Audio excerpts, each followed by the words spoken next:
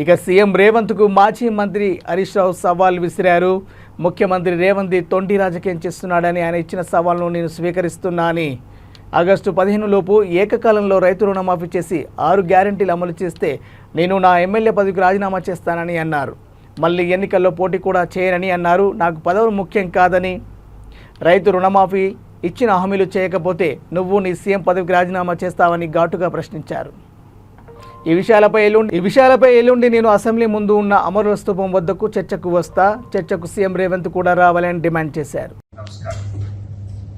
నిన్న ముఖ్యమంత్రి గారు ఒక సవాల్ను నాకు వేయడం జరిగింది. రేవంత్ రెడ్డి గారి యొక్క సవాల్ను నేను స్వీకరిస్తా ఉన్నా. ఎందుకంటే ముఖ్యమంత్రి రేవంత్ రెడ్డిది తొండి రాజకీయం. ఎన్నికల్లో ప్రజలకు ఇచ్చిన వాగ్దానాలను అమలు చేయడం అధికారంలోకి వచ్చిన పార్టీ బాధ్యత. ప్రతిపక్ష పార్టీగా ప్రజల తరఫున ఇచ్చిన హామీలను అమలు చేయించే బాధ్యత ప్రధాన ప్రతిపక్షంగా మా మీద ఉంటుంది.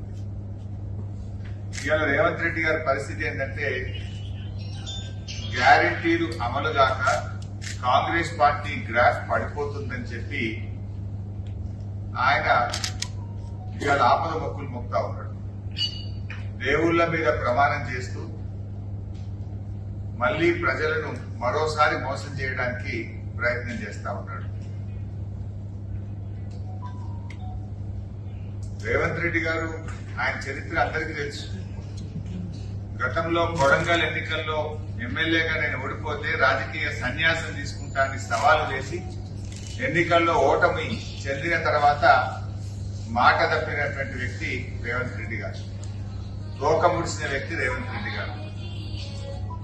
అధికారంలోకి వచ్చిన మొదటి రోజు డిసెంబర్ 9వ తారీఖు నాడు 2 లక్షల రుణమాఫీ చేస్తా అని చెప్పి ప్రతి ఎన్నికల ప్రచార సభలో చెప్పి మాట తప్పింది రేవంత్ రెడ్డి గారు.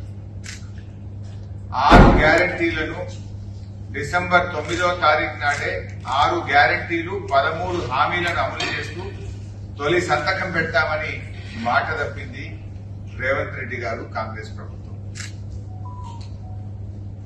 6 గ్యారెంటీలు 13 హామీల మీద మొదటి అసెంబ్లీలోనే చట్టబద్ధత తెస్తాము, దాన్ని చట్టం రూపంలో గ్యారెంటీని ప్రజలకు ఇస్తామని చెప్పి మాట తప్పింది రేవంత్ రెడ్డి గారు, కాంగ్రెస్ ప్రభుత్వం. అంటే మాట తప్పే నైజం మీకున్నది రేవంత్ రెడ్డి గారు. మడమదిప్పని పోరాట చరిత్ర మా బీఆర్ఎస్ పార్టీకి ఉన్నది. ప్రాణ త్యాగానికైనా సిద్ధపడ్డాడు మా నాయకుడు కేసీఆర్. పదవీ త్యాగాలు, ప్రాణ త్యాగాలతో సిద్ధపడి ఇవాళ తెలంగాణ సాధించిన చరిత్ర మా పార్టీ. మాట తప్పడం, పూటకో పార్టీ మారడం నీ నైజం. ఇవాళ ముఖ్యమంత్రి గారు ఏంటంటే ఓ తొండి వాదన.